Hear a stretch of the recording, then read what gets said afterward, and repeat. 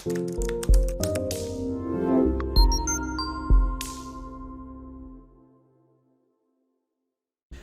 আলাইকুম, কি অবস্থা সবার? আমি টুটুলাসির সাথে and you are watching Hablu programmer. তো গত পার্টে আমরা আমাদের ওয়েবসাইটে কিভাবে পজিশন এর মাধ্যমে স্টাইল করতে পারি সেটা দেখে এসেছি। তো আজকের এই পার্টে আমরা ফ্লোট প্রপার্টি নিয়ে বিস্তারিত আলোচনা করব। তো এখন পর্যন্ত আপনারা যারা আমাদের চ্যানেলটা সাবস্ক্রাইব করে নেননি তারা প্লিজ আমাদের চ্যানেলটা সাবস্ক্রাইব করে পাশের বেল আইকনটা বাজিয়ে দিবেন অ্যান্ড আমাদের ভিডিওগুলো আপনাদের বন্ধুদের সাথে শেয়ার করে নেবেন। তো চলুন শুরু করা যাক। এর জন্য প্রথমে আমরা আমাদের কোড এডিটর ওপেন করি। আমি এটা আগেই ওপেন করে লাইভ সার্ভার করে রেখেছি। ওকে, সো আমি একটা ইমেজ ট্যাগ নেই।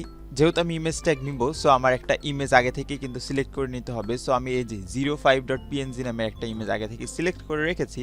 আপনারা যেই ফোল্ডারে কোডটা লিখতেছেন index.html যেই ফোল্ডারে রয়েছে সেই ফোল্ডারে একটা ইমেজ অথবা কোনো একটা ফোল্ডারে ইমেজ নিয়ে সেটা সিলেক্ট করে নেবেন যেটা আপনাদের ওয়েবসাইটে শো করাইতে চান। তো আমি আমাদের মেইন যেই ফোল্ডার আমরা যেখানে কোড করতেছি সেখানে কিন্তু একটা ইমেজ নিয়ে রেখেছি। সো আমি img ট্যাগ নেই। img ট্যাগ নেওয়ার পর প্রথমে দেখুন আমরা কি শিখেছিলাম, ইমেজ সোর্স। ওকে, সো আমাদের সোর্সটা কি হবে? আমাদের সোর্সটা হলো 05.png, অর্থাৎ আমাদের যে ইমেজটা সেটা লিখে দিলাম অ্যান্ড অল্টার টেক্সট। এখানে আমরা বলে দিলাম যে যদি আমাদের ইমেজটা কোনো কারণে লোড না হয় তাহলে আমরা কি লিখে দেব। সো আমরা লিখে দিলাম যে হাবলু। সো আমাদের যদি কোনো ইন্টারনেট সমস্যা বা কোনো কারণে যদি আমাদের ইমেজটা লোড না হয় তাহলে সেই ইমেজের জায়গায় আমাদের এই লেখাটা শো হবে। তো এই যে আমাদের ইমেজটা কিন্তু চলে আসছে। সো আমাদের ইমেজটা অনেক বড় দেখা যাচ্ছে।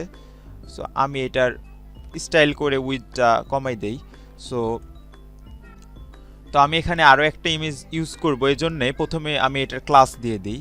সো আমি এটার ক্লাস দিলাম হলো img1।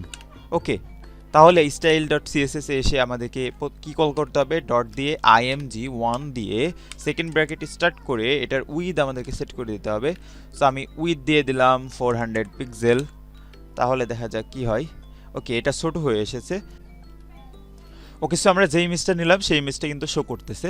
তো আমরা আমাদের ইমেজের পরে যদি একটা পি ট্যাগ নেই অ্যান্ড পি ট্যাগের ভিতরে লরেমের 100 ওয়ার্ডস লিখি। সো আমি লরেমের 100 ওয়ার্ডস লিখলাম, তাহলে দেখি কি হয়। আমি এটা ভিউ থেকে টগল করে দিলাম। তো আমাদের টেক্সটটা কিন্তু ইমেজের নিচে শো করতেছে। আমরা চাইলেই কিন্তু ইমেজের পাশে আমাদের টেক্সটটা শো করাইতে পারি। সো এই জন্য আমাদেরকে ইমেজের এখানে একটা প্রপার্টি ইউজ করতে হবে, সেটা হলো ফ্লোট। অর্থাৎ এটা ভাসবে হলো, এটার ফ্লোট হবে হলো লেফট, অর্থাৎ হাতের বামে এটা ভাসবে। তাহলে কিন্তু এই যে বুম, আমাদের টেক্সটটা কিন্তু একদম ইমেজের শেষ থেকে কিন্তু ইমেজটা আমাদের টেক্সট শুরু হয়েছে। আচ্ছা, আমি ফ্লোটের প্রপার্টি, আমাদের ফ্লোট প্রপার্টির ভ্যালুটা যদি লেফট ইউজ না করে যদি রাইট করে দেই তাহলে দেখি কি হয়। বুম, তাহলে কিন্তু আমাদের এটা একদম হাতের বাম পাশ থেকে শুরু হয়েছে লেখা অ্যান্ড ইমেজটা রাইট পাশে চলে গিয়েছে। তো মনে করেন কোনো একটা এলিমেন্টসের প্রপার্টি ফ্লোট লেফট অথবা রাইট রয়েছে। সো সেই ক্ষেত্রে আমাদেরকে একটা ফ্লোটের ভ্যালু ইউজ করতে হয়, সেটা হলো ফ্লোট নান। এটার অর্থ হলো যেমন নিচে নিচে শো করবে, অর্থাৎ কোনো কিছু কাজ করবে না, ফ্লোটের ভ্যালু কাজ করবে না। সো আমি এখানে একটা কিছু দিয়ে দিলাম, সে লেফট ইউজ করে দিলাম। ওকে, তাহলে কিন্তু আমাদের আগে যেমন ছিল তেমন হয়ে গেল। তো আমরা চাচ্ছি যে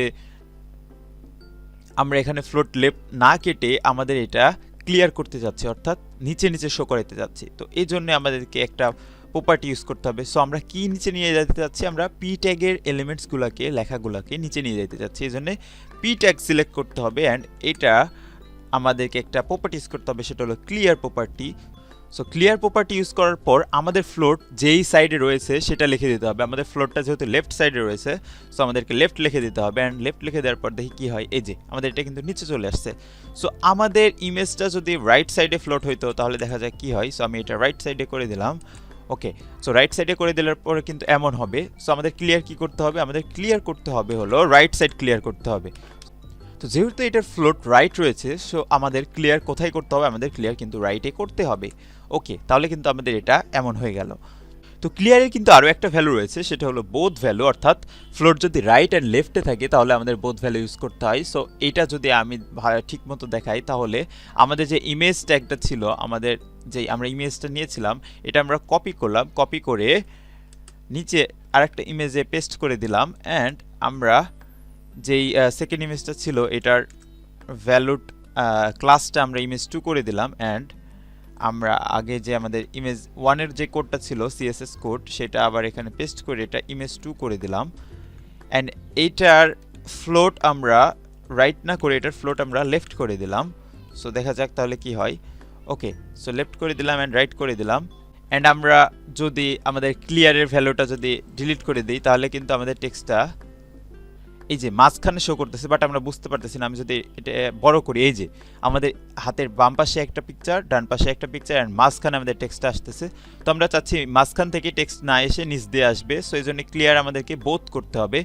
সো আমি ক্লিয়ার বোথ করে দেই এখানে যদি ক্লিয়ারের ভ্যালু আমি বোথ লিখে দেই তাহলে কিন্তু বুম এটা নিচে নামে যাবে ওকে তার মানে আমরা সঠিকভাবে এটা করতে পেরেছি তো আমি সব কোডগুলো মুছে দিলাম আমরা নতুন আরেকটা জিনিস দেখব সো আমি সব মুছে দেই এন্ড আমরা এখানে একটা ডিপ ট্যাগ নিলাম ওকে ডিপ ট্যাগের একটা ক্লাস নিলাম যে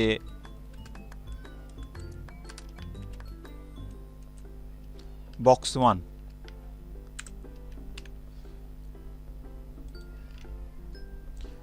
এমন ভাবে ডিপ ট্যাগটাকে আর কপি করলাম এন্ড পেস্ট করে দিলাম এন্ড প্রত্যেকটার ক্লাস আমরা চেঞ্জ করে দিলাম বক্স 2 বক্স 3 এন্ড বক্স 4 ওকে তো সিএসএস এ গিয়ে আমরা বক্স 1 থেকে আমরা করি তো বক্স 1 কে সিলেক্ট করার পর এটার আমরা একটা উইডথ দিলাম 400 পিক্সেল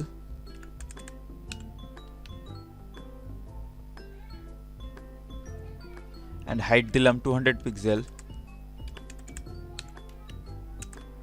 and এটার ব্যাকগ্রাউন্ড কালার দিলাম সে ব্ল্যাক সো দেখা যাক কি হয় ওকে আমাদের এটা কিন্তু চলে আসলো একইভাবে আমরা এই কোডটাকে আরো 4 বার কপি করে পেস্ট করে দেই সো আমরা এটা করার পর আমরা ভ্যালুগুলো চেঞ্জ করে দেই সো পরেরটা আমরা বক্স 2 এরপরে বক্স 3 and বক্স 4 সো আমরা এক একটা এক এক রকম কালার দেই সো আমরা বক্স 2 এর কালার দিয়ে দিলাম হলো রেড এন্ড বক্স 3 এর কালার দিয়ে দিলাম হলো গ্রিন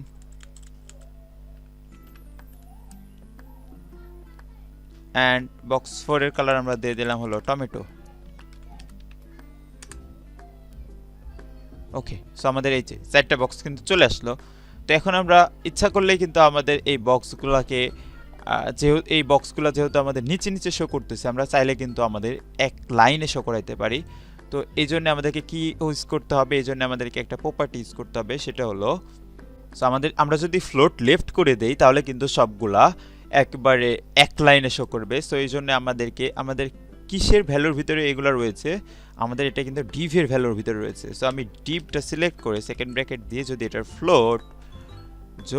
ফ্লোট আমরা লেফট করে দেই তাহলে তো আমি এটার ফ্লোট যদি লেফট করে দেই তাহলে কিন্তু আমাদের এখানে ভালোভাবে শো করতেছে না বাট আমি যদি এটা বড় করি এই যে আমাদের এটা কিন্তু পাশাপাশি শো করতেছে বাট আমাদের এটার উইথ বেশি হওয়ার কারণে আমাদের ভালোভাবে বোঝা যাচ্ছে না সো আমি উইথ কমাই দেই সো আমি প্রত্যেকটা বক্সের উইথ তো আমি সবগুলো বক্সের উইথ কমাই দেই সে 300 পিক্সেল করে দেই তাহলে কিন্তু এটা পাশাপাশি শো করবে ওকে সবগুলো 300 করার পরে এই যে এক লাইনে শো করতেছে তার মানে আমরা সফলভাবে ফ্লোট প্রপার্টি ইউজ করতে পেরেছি তখন আপনাদের কাজ হলো আমরা আজকে যা শিখলাম তা আপনারা নিজেরা করবেন করে আমাদের ফেসবুক গ্রুপে সেটা পোস্ট করে দিবেন তো দেখা হচ্ছে নেক্সট ভিডিওতে have fun take a risk